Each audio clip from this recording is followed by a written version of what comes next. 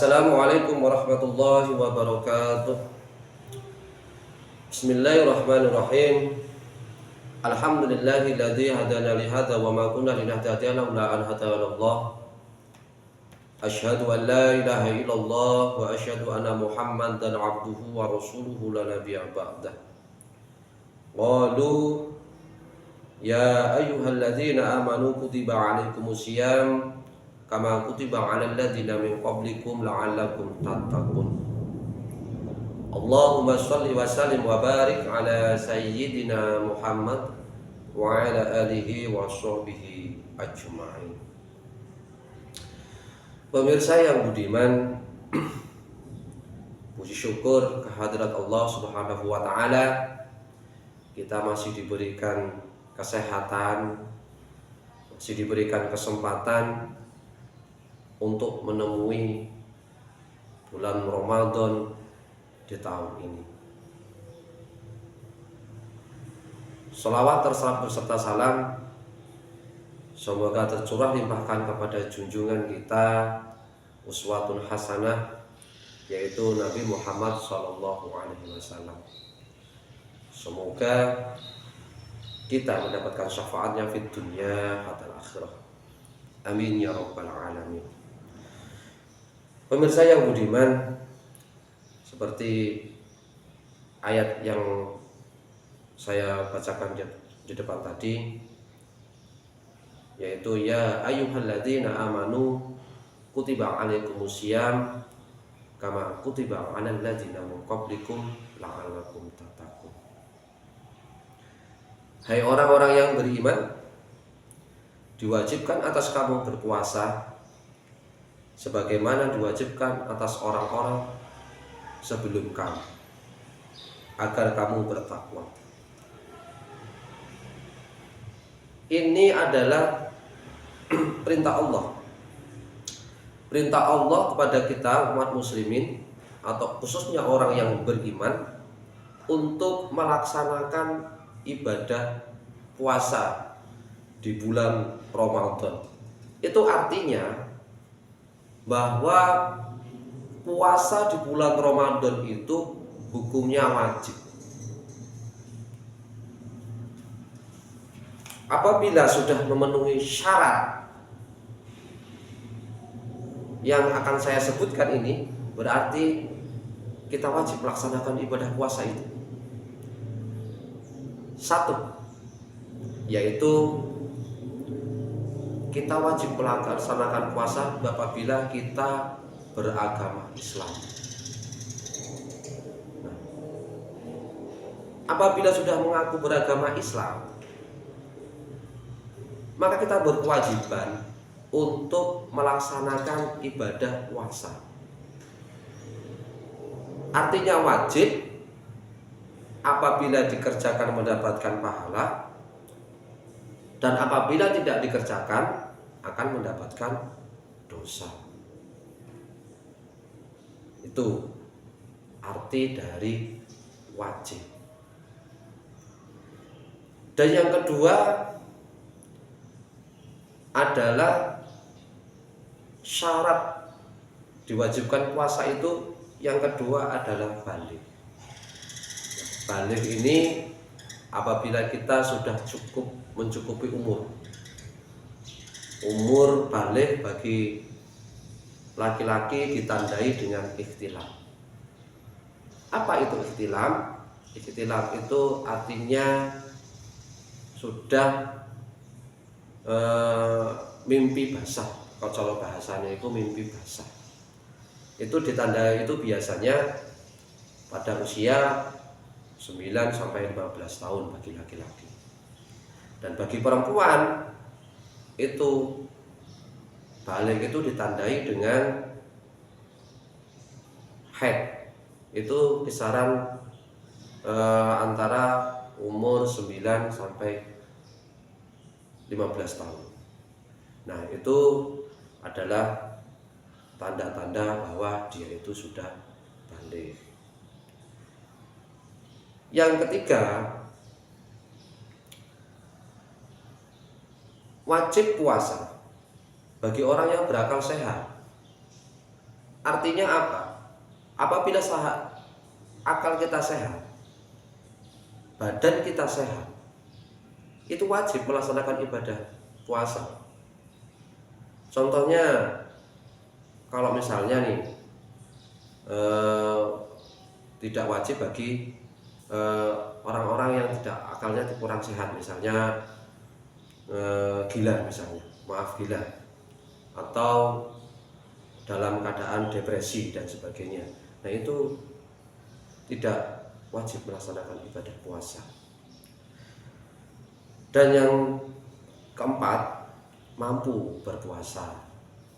Ini badan kita sehat, awake kuat, poso yo kuat, kok ora poso, ya itu hukumnya akan mendapatkan dosa dari Allah Subhanahu wa taala. Kecuali apabila orang-orang yang tidak mampu, misalnya orang yang sudah tua, jompo misalnya, atau orang yang sakit keras tidak sembuh-sembuh, maka itu tidak wajib berpuasa. Namun harus membayar fidyah. Membayar fidyah itu ukurannya adalah 7 on atau 1 sok. Dalam ukurannya itu 1 sok. 1 sok itu 7 on. Apabila dia 30 hari tidak puasa, ya tinggal kalikan saja 7 on kali 30. Biro. Ya itu berapa poinnya, tinggal dihitungkan saja. Itu adalah syarat puasa. Nah, tentang tingkatan-tingkatan puasa, saya baca dari dalam kitab Durratun Nasihin, itu ada 3 tingkatan-tingkatan dalam berpuasa. Yang pertama itu puasanya orang yang awam. Puasanya orang yang awam itu misalnya pokoknya orang mangan, orang ngombe, orang campur karo bojo awet saka subuh atau waktu imsak sampai maghrib, itu bagi tingkatan yang pertama sah kosong. Wes pokoknya liane ora digagas, yang penting ora mangan, ora ngombe, pokoknya itu termasuk sah kosong. Nah, itu adalah tingkatan yang pertama. Terus untuk tingkatan yang kedua, itu puasanya untuk bagi orang-orang yang khusus. Bukan bagi orang-orang yang khusus ini, bukan hanya tidak makan, tidak minum, tidak berhubungan, tapi juga semuanya, baik panca inderanya dijaga agar tidak membatalkan puasa. Matanya dijaga agar jangan sampai melihat hal-hal yang maksiat. Nah, ini mata ini sering sekali ya, kadang-kadang kita nggak sengaja melihat hal-hal yang tidak, maksudnya yang dapat membangkitkan syahwat kita. Ngabuburit misalnya, ngabuburit. Nah, ini ngabuburit ini kan biasanya umum ya kalau di Indonesia, sambil menunggu berbuka puasa. Nah, itu jadi melihat tidak sengaja Nah, ini bagi orang yang khusus, ini sudah dianggap batal puasanya. Jadi maksiat mata itu sangat luar biasa. Di rumah pun kadang-kadang ya tidak sengaja ya, buka media sosial misalnya, tahu-tahu buka story Instagram atau story Facebook atau story WhatsApp, kan itu sering berseliweran. Nah, itu bagi orang-orang yang awam itu sudah batal puasanya. Maksud saya bagi orang yang khusus tadi yang kedua itu sudah membatalkan puasa. Artinya pahala puasanya itu. Mulutnya benar-benar bagi orang yang khusus ini benar-benar dijaga agar tidak berkata yang dapat membatalkan puasanya. Ngomong ke wong misalnya, ya pas kosong ini yang dirodok dikurangi. Ngomong ke wong ngalor ngidul, ya tadinya ngomongannya yang baik-baik, tapi pasti lama-lama akan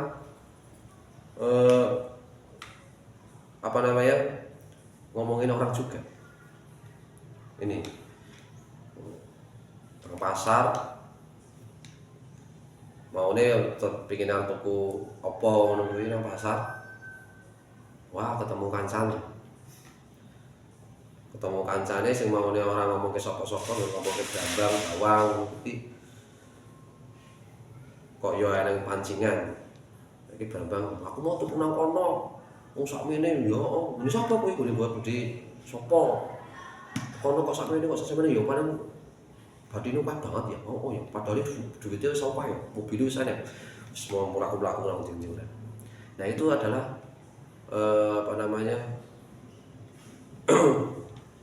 puasa kalau bagi orang yang puasanya bagi orang yang kedua, orang yang khusus ini itu sudah batal biasanya.